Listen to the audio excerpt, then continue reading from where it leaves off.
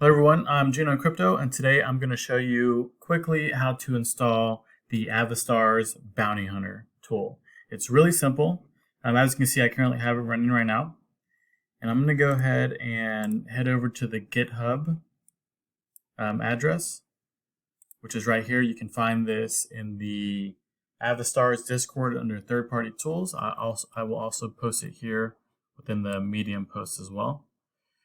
And so once you open it up, the instructions are right here. It's real simple. It works in Google Chrome, so you need to make sure you're running it in Google Chrome. You open this page, and then there'll be a link in there, and then you drag it over to this one in the toolbar section. I've been practicing here.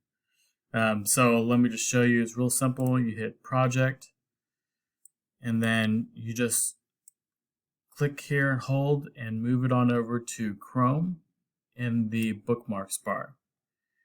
And from there, let me just start I should have started a clean one, but from the Avastars website, you just select it and then it runs it. And that's how you set up the Bounty Hunter tool by Kai for Avastars scrolling. And I will go over some additional tips and things to do in additional videos.